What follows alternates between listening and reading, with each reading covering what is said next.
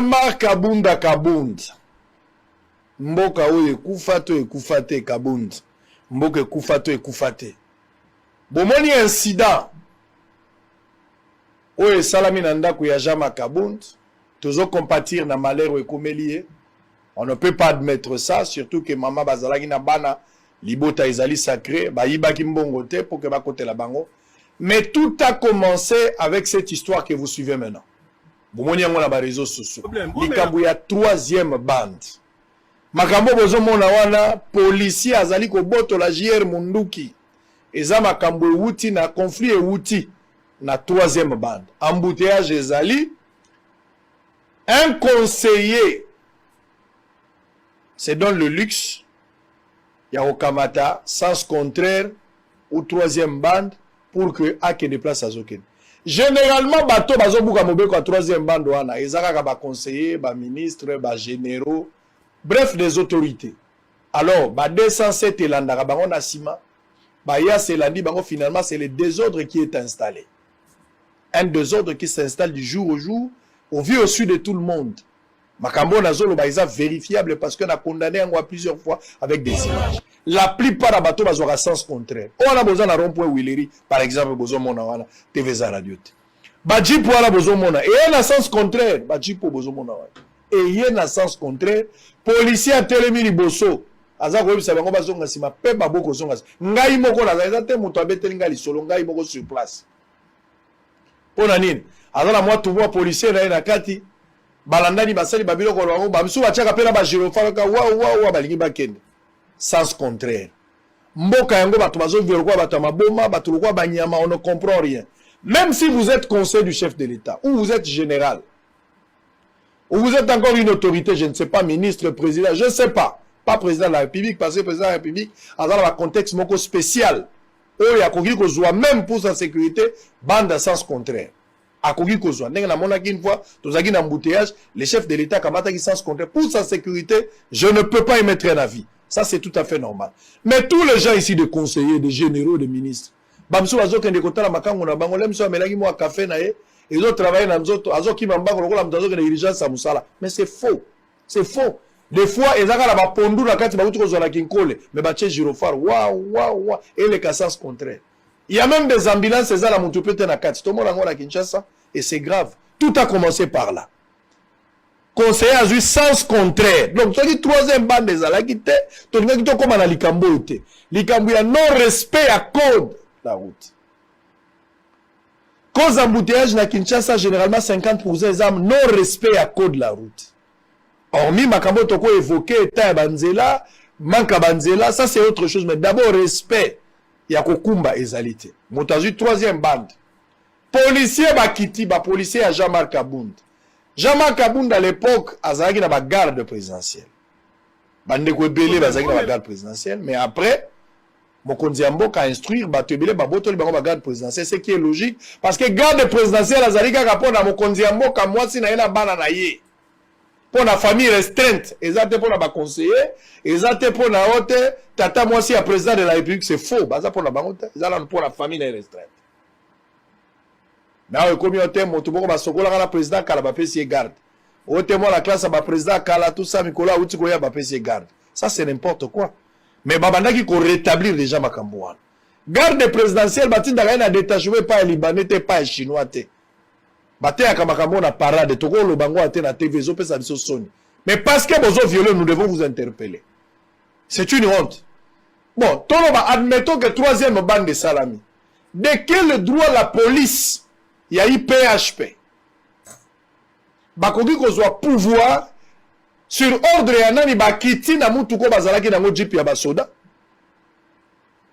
Baye ko botola JR Munduki baza ko botola ipesa Munduki wana ba botolier Munduki ndenge tobeli ba soda na biso soki erreur ezalaki ke bale ezalaki na chambre ou bien soda wana azalaki pe na kanda azalaki na maîtrise te tolingaki tolokota bibembe combien carnage elinga ko sala place wana. Tout a commencé par là ba botoli JR Munduki bakoki ko botola JR Munduki kaka soki bakuti en danger dans le sens que à cause de la Munduki alingia bomba batu. ou bien azo constituer menace pour na bato alangwa kito bakambebele la police akoko boto na munduki pour la maîtriser pe ba conduire à qui de droit, c'est-à-dire hiérarchie na ye pour ba sanctionner. Mais pour le cas d'espèce bozui garde présidentielle moto azo batela mokonzi na mama Denise na bana bokamati bango talande bo oza bozoni attendre chef de l'état oyo bozoni attendre garde républicain bozoni attendre chef de po baza ba garde ya mokonzi bo récupérer bango bokela ekuna bozoni ataye na kati ya jeep. Mais ma garde républicaine peut beaucoup se venger bino mon côté, mes frères. Vous ne pouvez pas vous venger. La justice est là. Makambo basali bino c'était de l'humiliation. Tout le monde a vu. Mais il fallait respecter la procédure. Ba policier ouais bazale pas jamais Kaboun ba yebani ba outi na IPHP.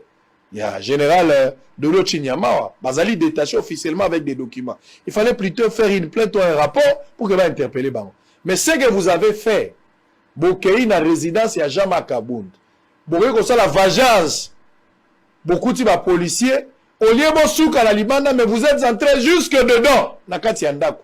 Vengeance yango ezalaki ya koluka Jama Kaboun, to ezalaki vengeance ya ko répondre par rapport ya bakuwa ba policiers ba betaki.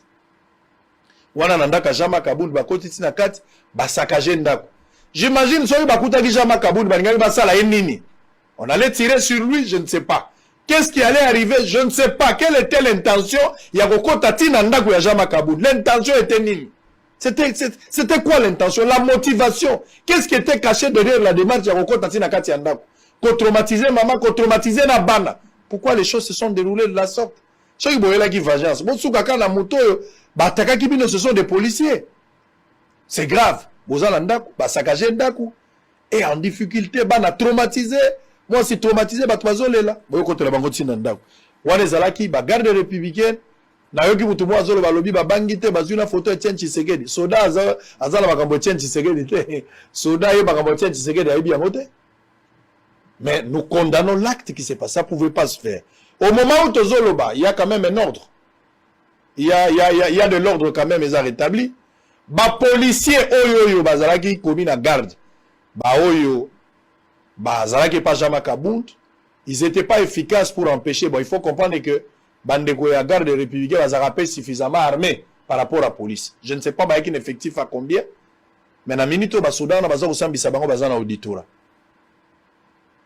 Qu'est-ce qu'on cherchait derrière Jama Kaboun? On voulait le tuer, je ne sais pas. Si on ne voulait pas le tuer, pourquoi batwa kota kitina ndako? La police, par quel sentiment boké ko kanga garde républicain en plein balabala, même ceux qui ba viola kinzela, mais c'est de cette manière qu'il fallait l'humilier ko kote tina kana jeep ko nyataye. Je ne sais pas mboka izo kene ndengeni na ebité mboka ekufate vous allez répondre maître, vous allez répondre. Oui. Mboka ekufate na makambo boy. Non, nalo bapo na makambo na te parce que ça va faire personnellement na ebité. Donc je ne peux pas remettre ma vie sur des faits que je ne maîtrise pas. Pour le but que enquête est bandit non? Enquête est bandit.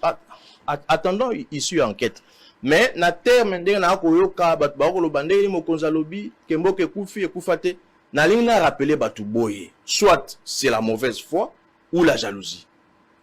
Maréchal c'est Mobutu, nous sommes en plein régime ya Zaïre Nansele na discours Nansele alobi boye eloko ebomi mboka Zaïre ezali bino bazaïwa do biloba loba na bino ebomi mboka Zaïwa zakaka baloba qui est terme wana donc Mobutu balobango en plein régime ya Zaïre.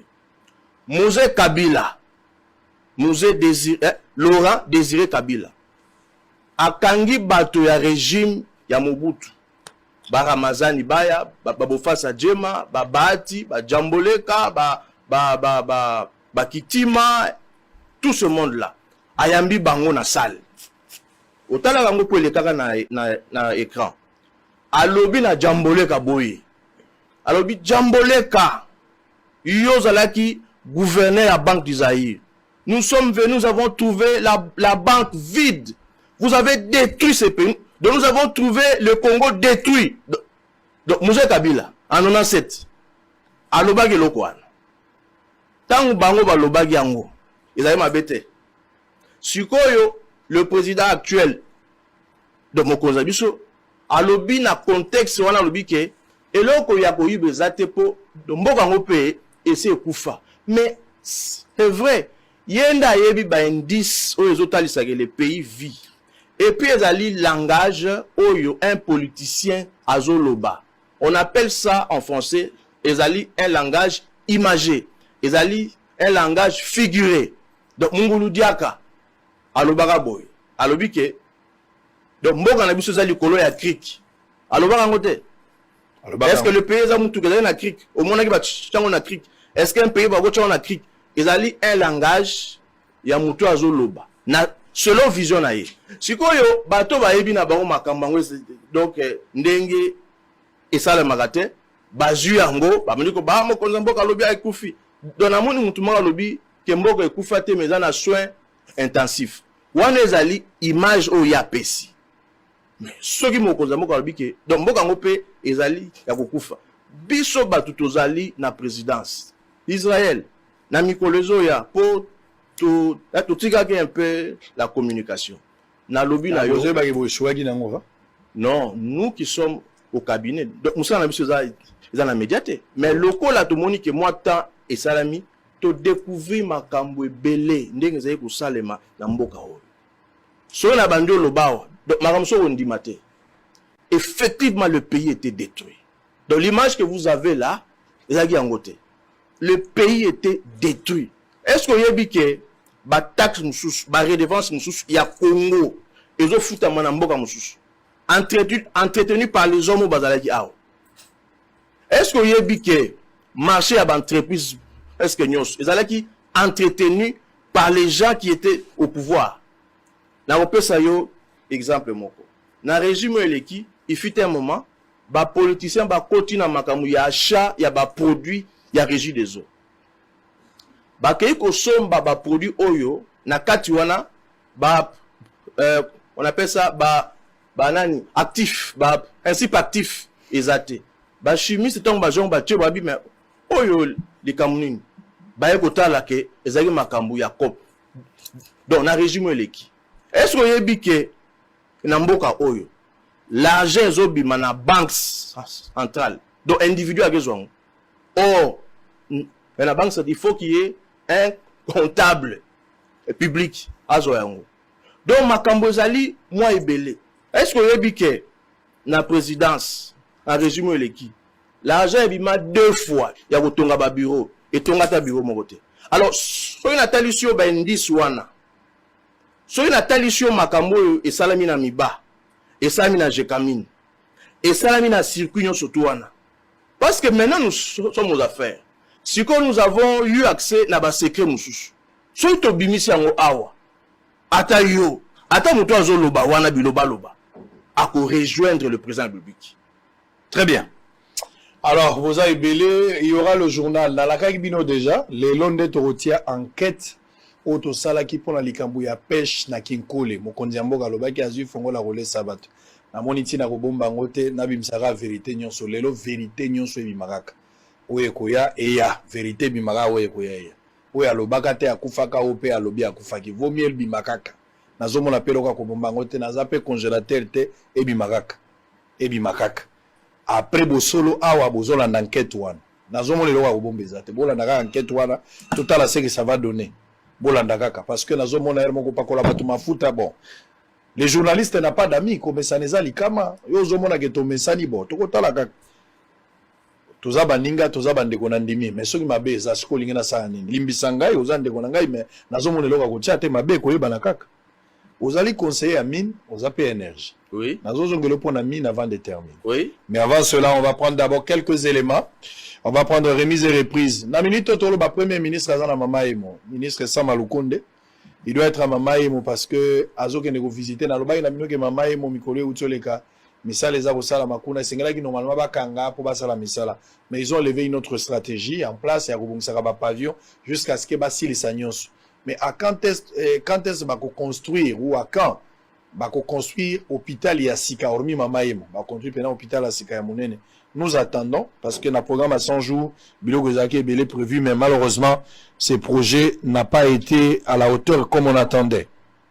Remise et reprise entre Ronsard Malonda et Toto Mabikou au secrétaire exécutif national de la CENI. On va prendre également l'insalubrité à Kinshasa, un tas d'immondices et aux jonglés avenue Flambeau. non loin ya Bralima na commune ya Barumbu. Alors on suit seulement ces deux éléments, toza kozonga tokota siko makambo mine, moi dossier Karama, moi quelques minutes seulement, on va terminer. Quand on va terminer, il y aura le journal. Après le journal, enquête et bandit. Donc ce cas bolandi journal après journal, tant que journal les aussi là, enquête ou et bandit fongola litoi. Oye koya ya ko ibsanga la téléphone, nazala makamso ya kozelate. En image, on se retrouve après. Le secrétaire exécutif national sortant, Ransar Malonda Ngimbi, a cédé son fauteuil à son successeur, Toto Mabiku Totokani. Cette cérémonie a connu la participation de plusieurs autorités, notamment le président de la centrale électorale, Denis Kadima Kazadi, le vice-président Bienvenu Ilanga Lembo, le secrétaire exécutif national adjoint sortant, ainsi que la nouvelle secrétaire exécutif nationale Marie-Josée Kapinga Bondo. Ransar Malonda Ngimbi et Toto Mabiku ont procédé à la signature du procès verbal et ont sanctionné la cérémonie. Dans son mot de circonstance, Denis Kadima a placé de mots justes pour remercier Ransar pour ses qualités professionnelles, avant de souhaiter la bienvenue dans l'équipe du nouveau secrétaire exécutif national Toto Mabiku. La gestion des immondices dans la ville-province de Kinshasa pose un sérieux problème. La salubrité est devenue une denrée quotidienne de population dans certaines municipalités, dans ces mégapoles de la capitale. Chaque jour qui passe, les Kinois se voient exposés à des tas de montagnes d'immondices. Les cas le plus illustratif se trouve sur l'avenue Flambeau, vers le pont de la brasserie Bralima, où une station des immondices déborde jusqu'à rétrécir la voie publique. Une situation qui n'a pas laissé indifférents les passants. Nous avons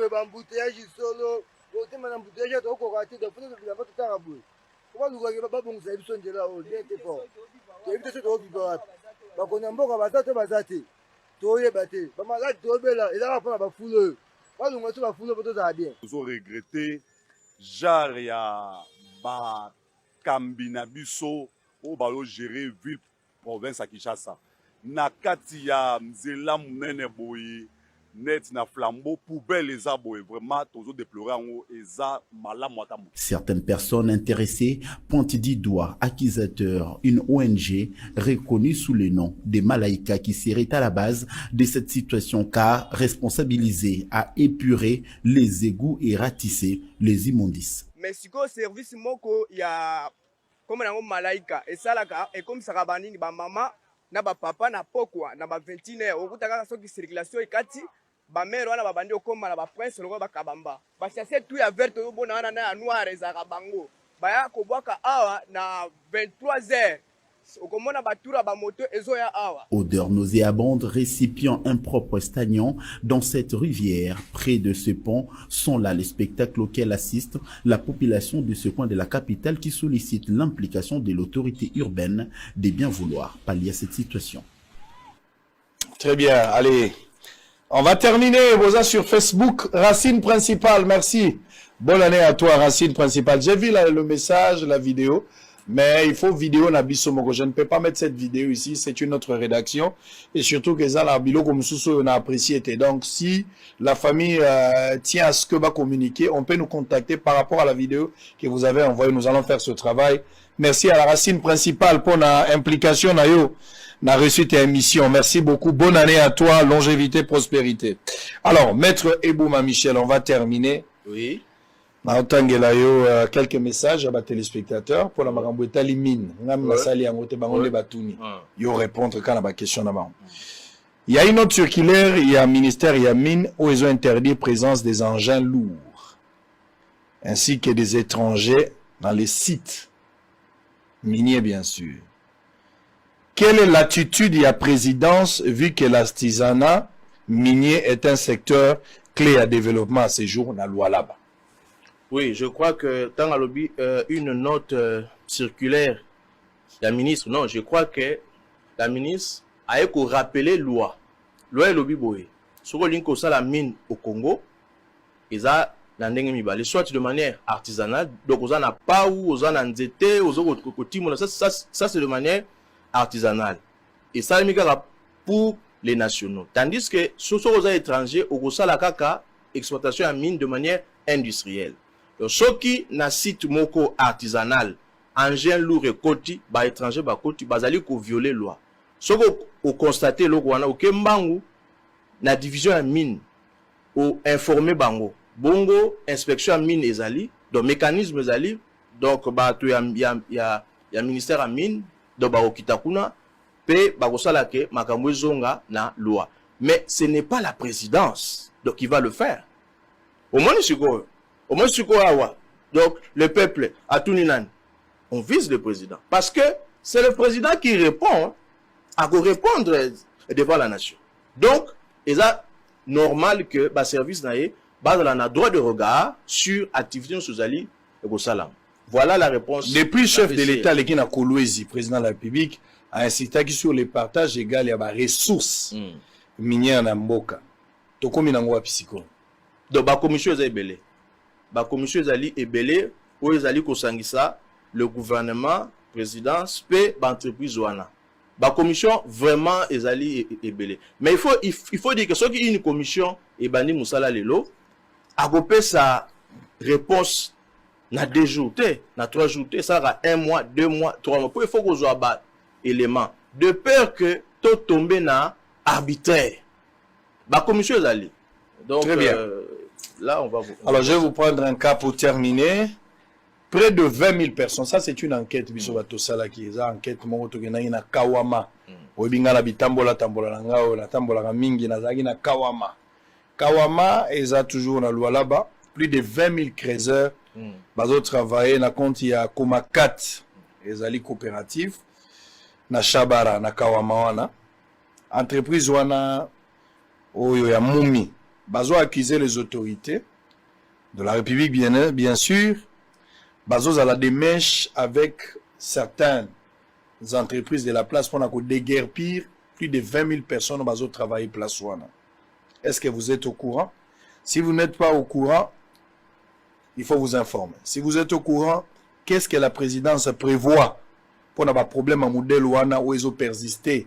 Bazos n'ont pas délogé, bandeko bazos ça la exploitation artisanal na maitali bami bozo batela bango na ndenge na même temps ba image wana ezoleka bato azotala ngo yo pozo expliquer. D'abord na koloba boye na kobana na loi soki loi apesi mutu mikanda pona a exploiter de manière artisanale périmètre o azali ko exploiter na mukanda oye azanango ba délimiter yango eza yende mzaza ko exploiter dona bato bazana kati la opérative wana azana espace na ye sikoyo entreprise minière okite koya kozwa espace oyo la coopérative eza déjà donc soki esala mindengo wana ekoki kozala violation ya loi mais le cas oyo spécifique nayebi ke na zwa ki bakaya boye na cabinet mais je ne sais pas si il s'agit vraiment de ce cas. Donc, alors donnez-moi d'abord le son. Donnez-moi le son. Donnez-moi le son monsieur Précieux Mouyoko, donnez-moi le son. Nous allons informer les conseillers en même temps. Donnez le son. Allez. Les conflits entre les entreprises minières et les exploitants artisanaux sont en permanence depuis près de 20 ans dans la province du Lualaba. En effet, les entreprises minières les accusent d'envahir leurs gisements et d'y exploiter illégalement. C'est le cas de les dire pour la mine de Shabara située à 50 km de la ville de Kolwezi et encadrée par la coopérative minière artisanale du Katanga. Ici, près de 20 000 créateurs font face à la menace de déguerpissement par l'entreprise minière Mutanda Mining. Face à ces géants suisses Glencore, les créateurs ne savent pas à quel sens se vouer et se remettent aux autorités pour une solution adéquate qui va leur permettre de ne pas aller au chômage. C'est dans ce cadre que la rédaction de Bossolo Télévision a dépêché le lundi 8 novembre une équipe pour enquêter et s'enquérir des réalités sur terrain. Monsieur Kawama, chef du village, et les tout premiers habitants de ces sites expliquent. Kawama, c'est-à-dire ni proverbe ya kusema patakuwaka pazuri. Très bien. Ndio ile parce que wakati tulifika Kawama veut dire cet endroit deviendra meilleur. Je suis le premier arrivé ici en 1978.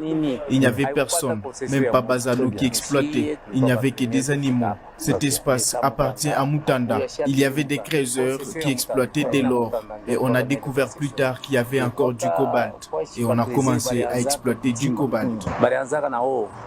Sasa or tunatimba kiloko tunakuwa bantu wengine wanasema hapana inafai tufanye cobalt.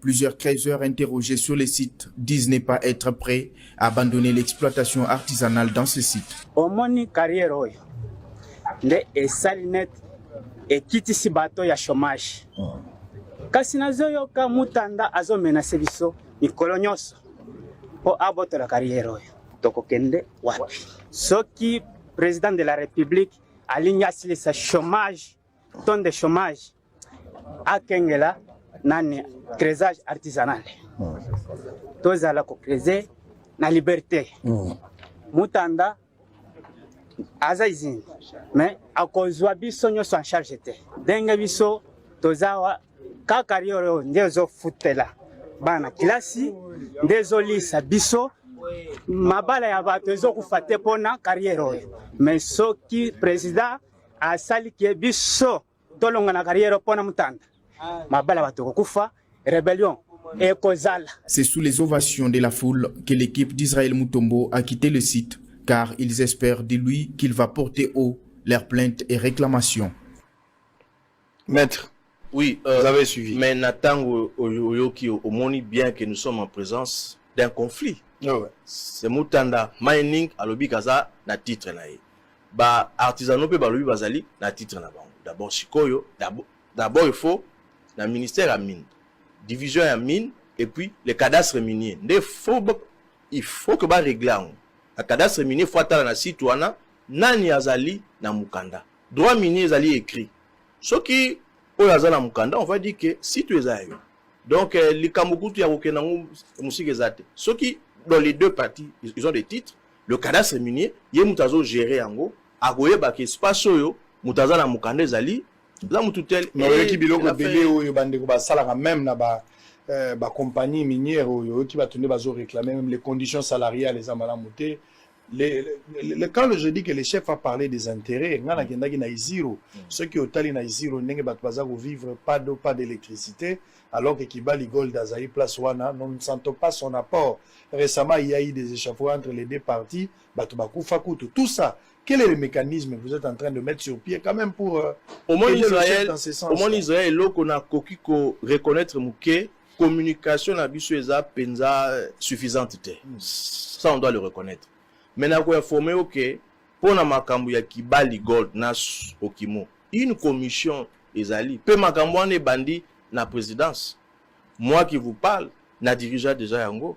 Je connais un peu dans les Cameroun ezali, mais par obligation de réserve. Pendant que makambu ezali ko salema ba échange ko salama, na route oye na bandi lo bango. Mais ce problème-là est pris à bras le corps et le président a s'impliqué personnellement dans de telle sorte que makambu wana to appliqué code du minier bateau baza esika o muto ayeko ko exploiter baza na ba avantage au code minier et puis si bango na règlement minier tout appliquer yango donc makambwana ezali ko salem très bien nous sommes pris en charge oui peut-être un dernier mot pour na émission non likambona lingina lo baboye na Congo na mboka na biso to privilégier amour na vérité oyebi esika batu bazali soki amour ezate soki vérité ezate bokusala eloko moko te bafundaka mutu na likambo te soko za na preuve te na droit balobi boye actori incumbit probation ko funda conseiller te soko za na preuve te. Moi qui vous parle mon frère olobaki na alo na misuto ngape na bina yo regarde-moi moi qui vous parle naza conseiller principal na mine et énergie naza versé na dossier moko te ya mine et puis na webisa boy ngane naza boy carré minier ata moko te naza na à part famille à chef de l'état naza non n'accusez pas les gens. Je te pose la question moi je n'ai pas répondre à yo répondre à yo de 1 loi mon côté pekisi un membre il y a famille à président il y a premier ministre il y a président il y a assemblée à ça la ba faire exact so il y a un membre il y a famille à président il y a premier ministre à ça li a faire où est le problème ma beza so ka dali ko violer loi président le bagi boye alobe na ba magistrat na parquet alobi mutu moko taye pa na bino na kombo na ngai so il y a un membre il y a président il y a famille à président il y a premier ministre à sali infraction donc ba ko kangaye. Je vous le dis. Très bien. Mais na suki na koloba boye batika ko charger bato sokoza na preuve te. Nous voyons. Et ça va deux fois au vandi na bureau pour dans na bureau na ngai écran pesali. Na landaka peyo. Au moment na mutali ko accuser conseiller principal un conseiller na makambo yo preuve zate. Et puis na osusa na koloba boye. au moni na musala ya conseiller principal, un conseiller, aza na occasion T à détourner 100 000, 200 000 ou plus.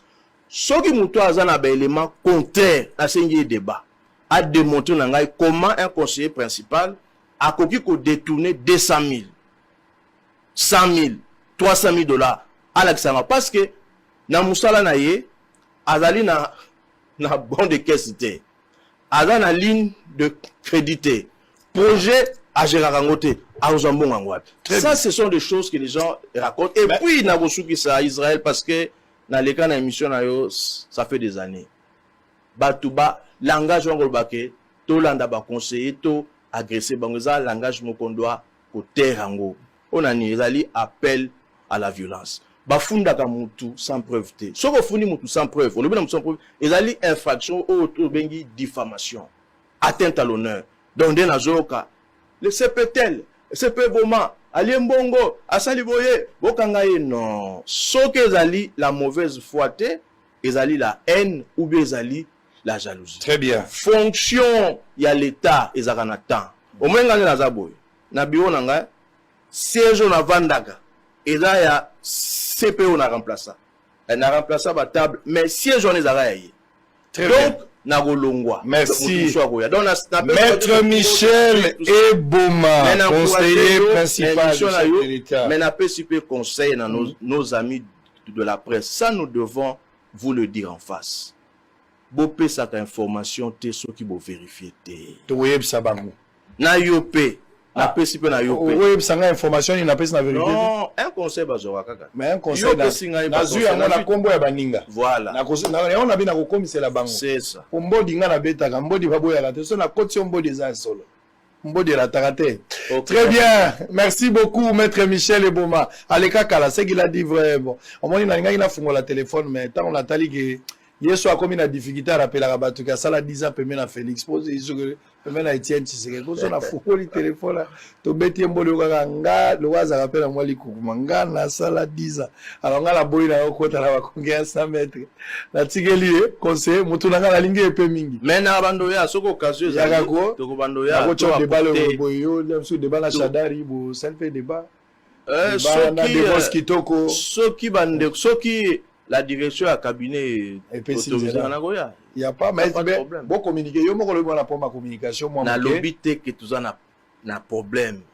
Donc na lobby que nous reconnaissons que la communication n'est pas suffisante. Merci beaucoup. Au moins le cognoso. Merci. Perfection ezali ya monde oza un chrétien. Merci. Alors on a fini pour ce matin. Merci à l'équipe